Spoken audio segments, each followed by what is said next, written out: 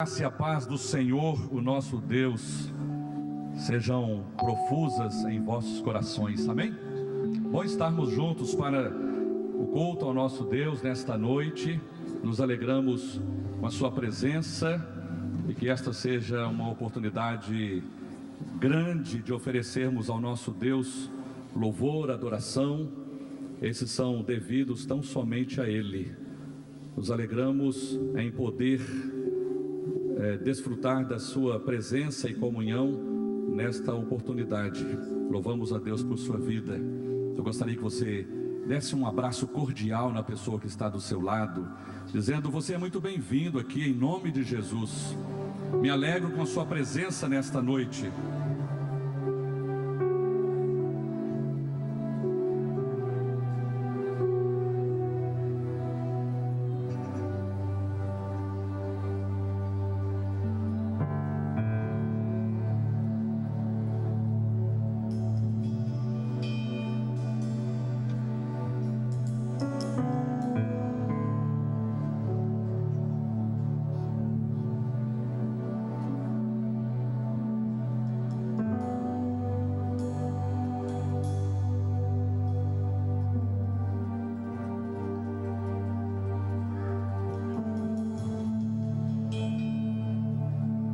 Desde quarta-feira, nossa igreja está envolvida com a recepção da 82ª Assembleia da Convenção Batista Mineira.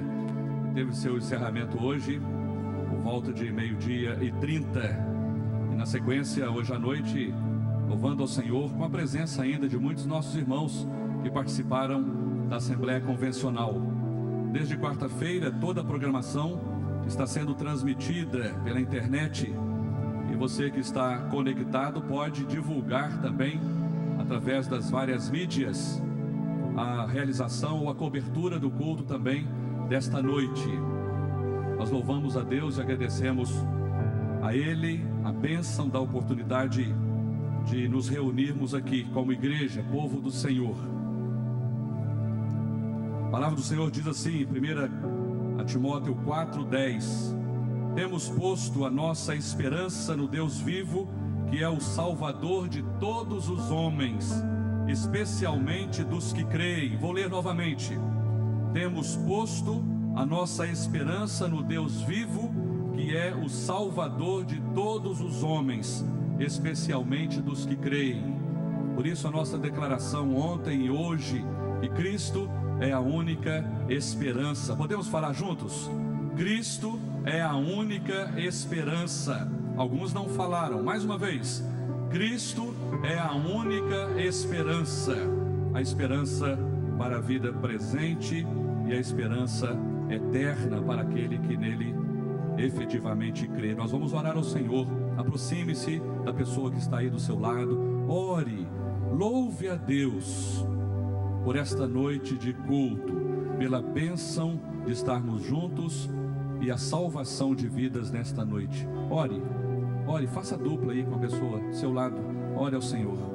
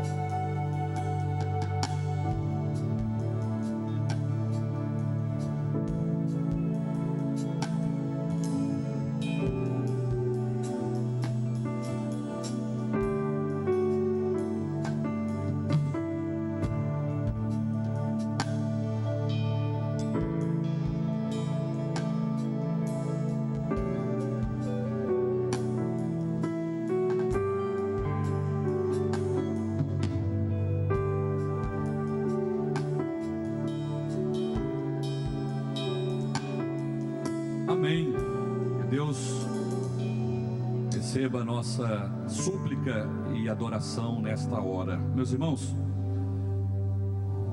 estamos nos preparando para que no próximo sábado tenhamos uma caravana, e essa caravana vai à cidade de São José do Goiabal, onde estaremos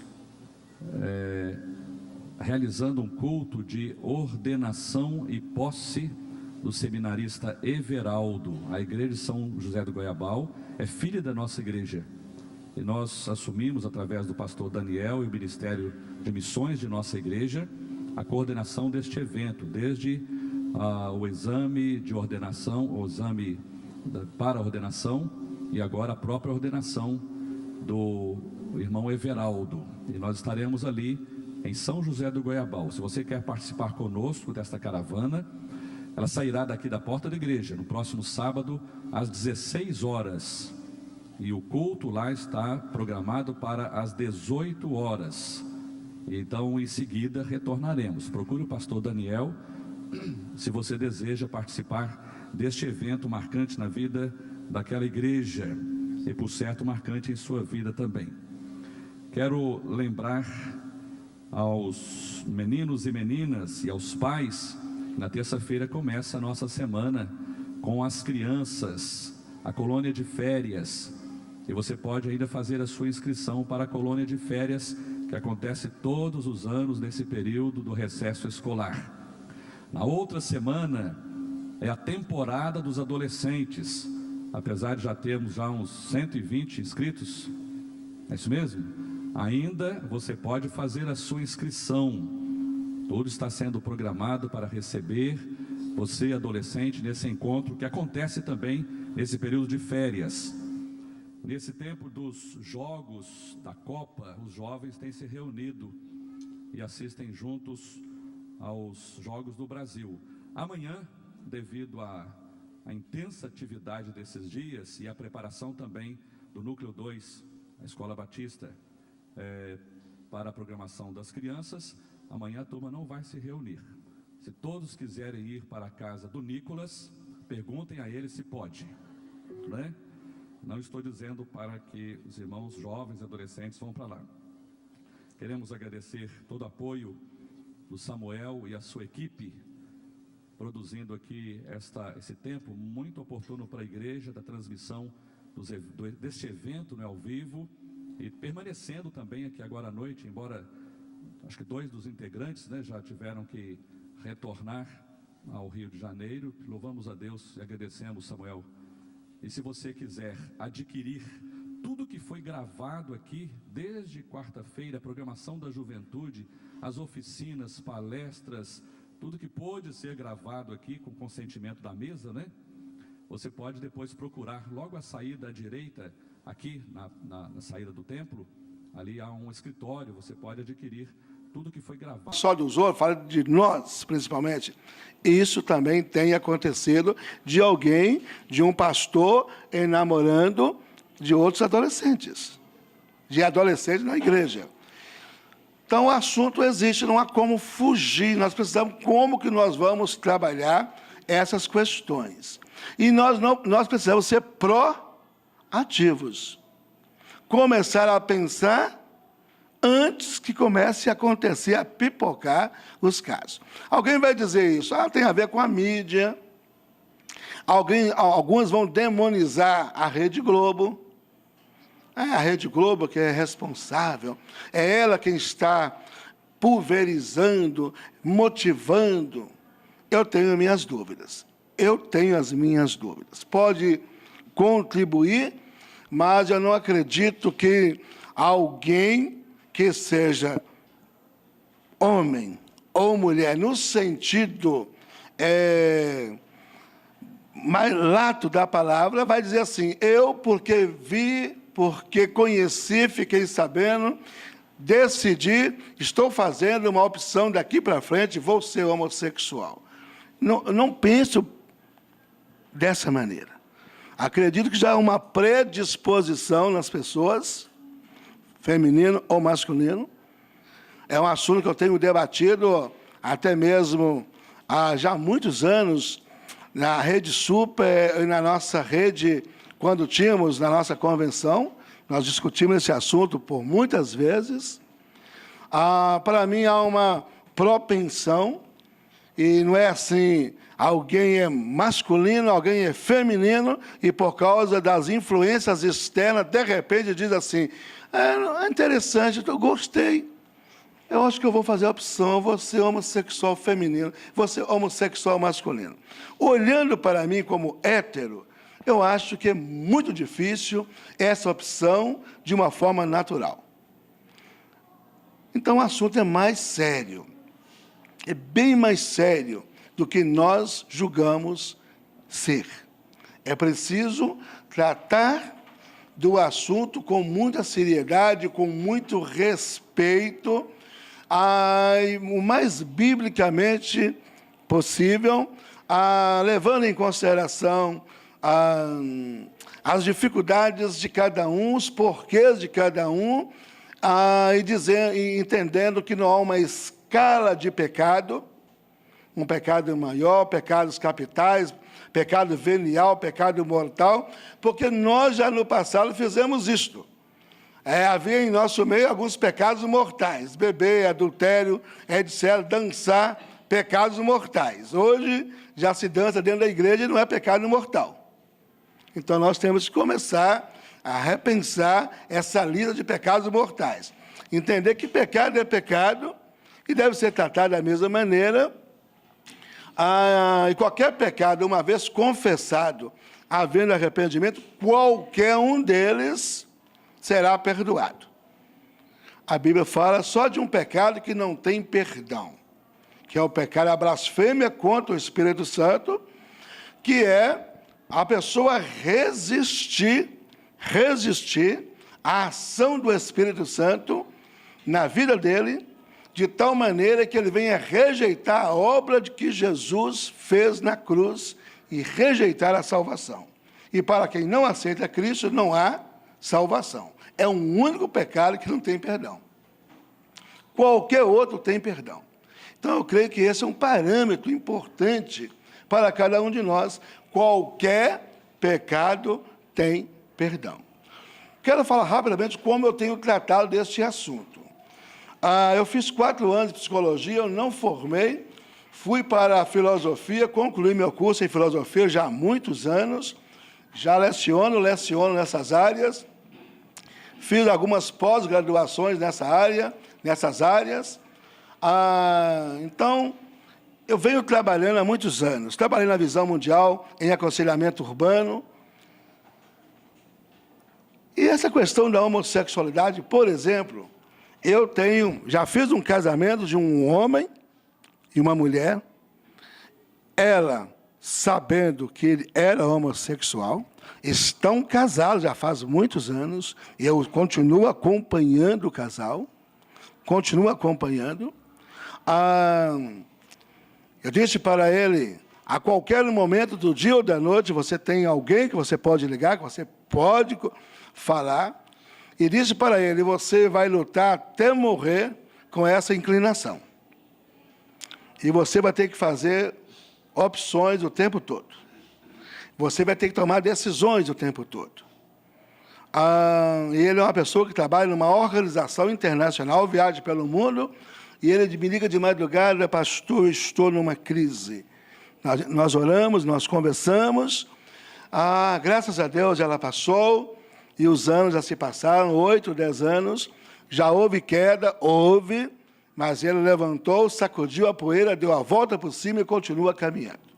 Eu disse para ele, como hétero, se eu fosse dar vazão a todos os meus desejos, eu não seria um cidadão comum, seria um tarado. Qualquer homem tem essa tendência natural. Há uma necessidade de autocontrole. E isso todos nós trabalhamos com renúncias, abrindo mão. Mas o desejo em si, para mim, não é pecado. A consumação desse desejo, de forma contumaz e de forma irresponsável, alegando que não há problema. O que tem? Aí é uma forma de encarar a situação. A outra é, estou batalhando, estou lutando, caí, levantei, quero continuar caminhando. Então, a gente vai caminhando com essa pessoa até Jesus chamar. Alguns de nós temos alguns tipos de compulsões. Alguns não podem ver alguma coisa e querem roubar. Outros não podem ver o que for que não conseguem nem pensar em tirar. Outros têm outros tipos de compulsão. E nós devemos entender isso nas diversas áreas que o ser humano enfrenta. Pode e deve. Tá certo. Uma forma de nós trabalharmos isso também é orientando, é que nem o pastor falou, é a proatividade. Acho que a maioria aqui está na liderança de igreja, mas é trabalhando na educação das crianças, porque isso tudo começa lá. Então, a gente tem feito assim, algumas palestras, porque eu tenho estado diante dessas situações, como sei também de colegas de outras igrejas que convivem com essa situação. E então a gente tem que trabalhar, são os pais mesmo.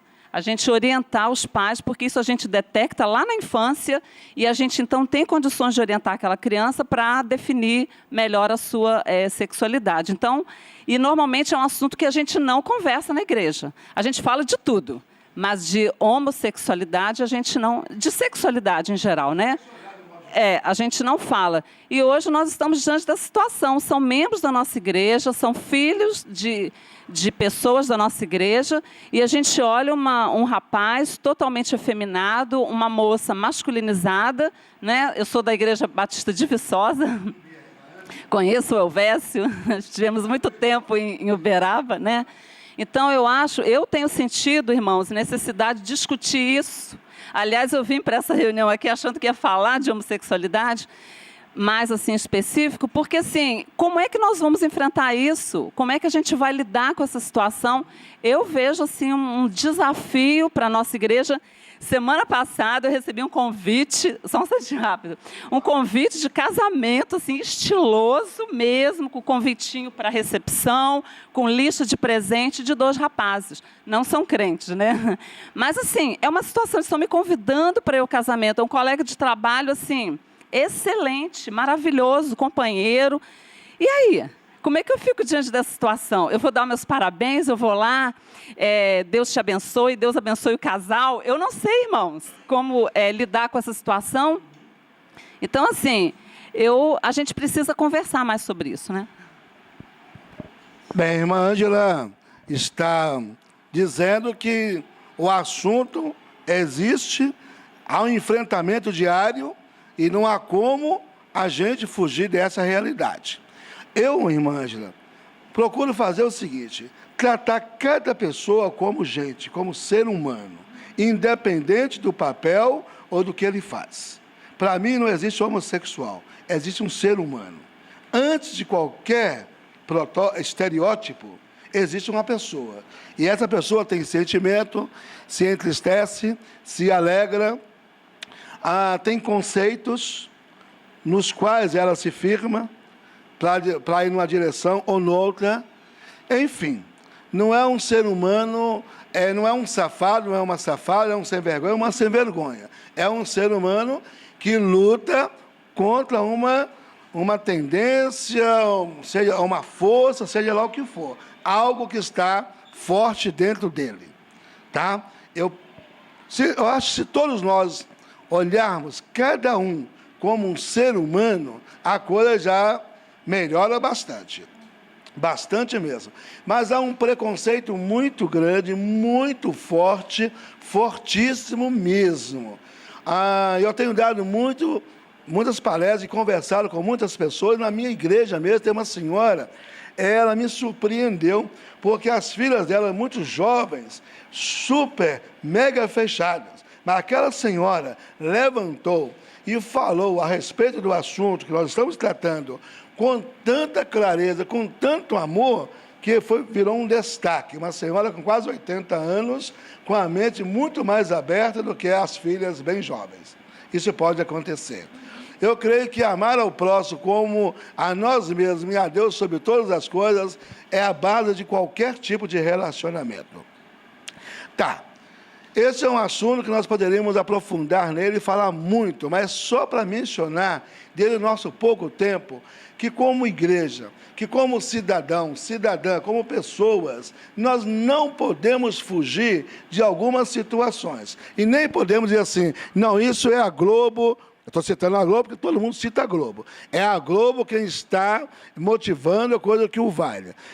Sendo motivado ou não, eu acredito que, de um modo geral, a mídia, ela reporta, ela traz muito da realidade, do que está acontecendo. Nós ficamos chocados. E como nós não estamos tratando do assunto, quando aparece, a gente gostaria que ficasse escondidinho, que ninguém mostrasse o relacionamento entre dois homens, entre duas mulheres. Nós não gostaríamos que isso fosse colocado no palco da existência humana. Mas não adianta negarmos, existe desde o início da criação do mundo. Não tem nada a ver com Rede Globo, não tem nada a ver com mídia, existe desde que o ser humano existe. Esse é um fato inegável. Espera aí, irmã, espera aí. Pedido sempre trazer. Tá. Hein, pastor? Porque a realidade... Maria Cristina, esposa do pastor Abraão.